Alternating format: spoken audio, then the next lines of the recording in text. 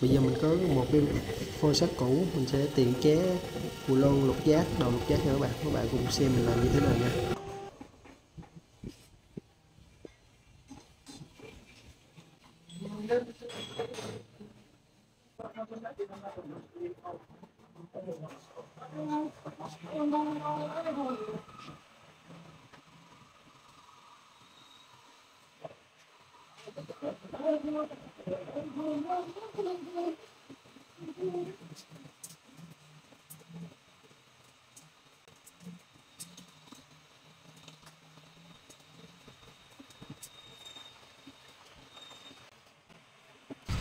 Giờ mình tiện nhỏ xuống để mình chạy ren nha các bạn.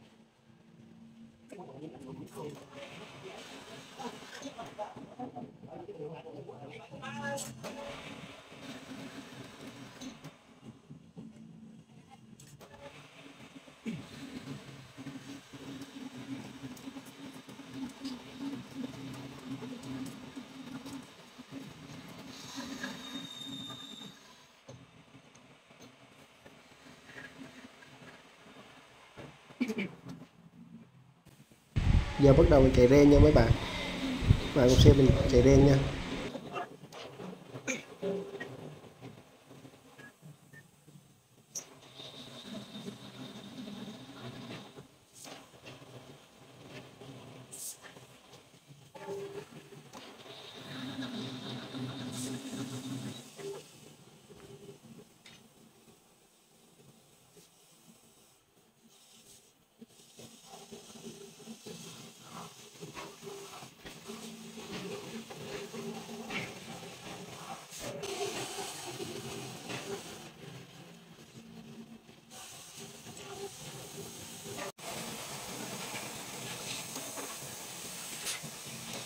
Giờ mình đưa dao cho mình cắt đứt đôi luôn nha các bạn, cắt trên máy tiện luôn.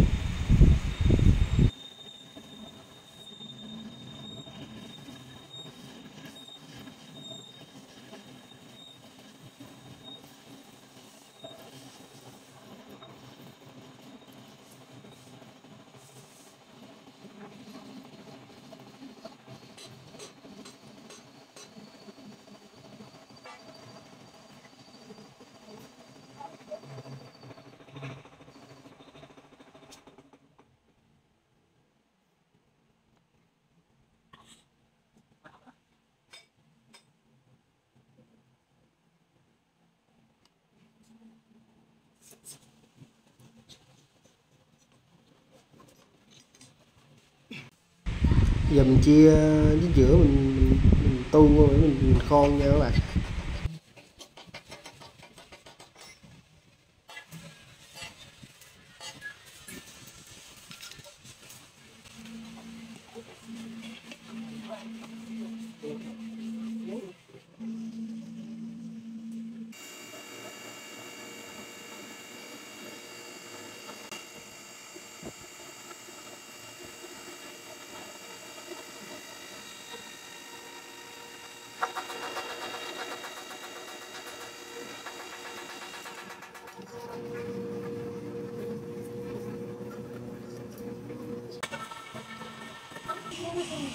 Giờ mình cắt cái khúc lục giác xí nữa mình hơi lửa mình đập vô các bạn. Giờ hơi lửa nha các bạn, hơi cho đỏ luôn. Mình lấy cái lục giác nãy mình mới cắt á, mình đóng vô nha các bạn, đóng vô mình tạo cho cái đầu lục giác các bạn. Cái này thì mình khôn lỗ thì nhỏ hơn lục giác nha. để đóng ra cho nó bót nó khít nha mấy bạn.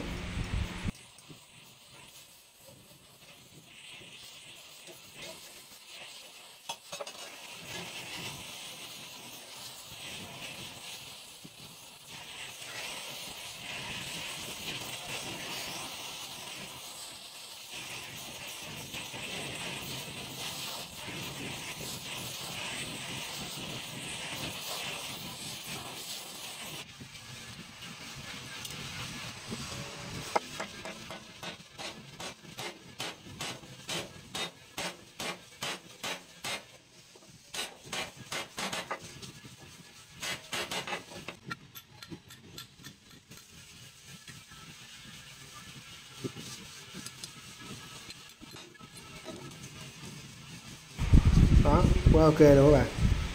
Đầu lục giác quá đẹp luôn, bót nữa đúng số luôn á.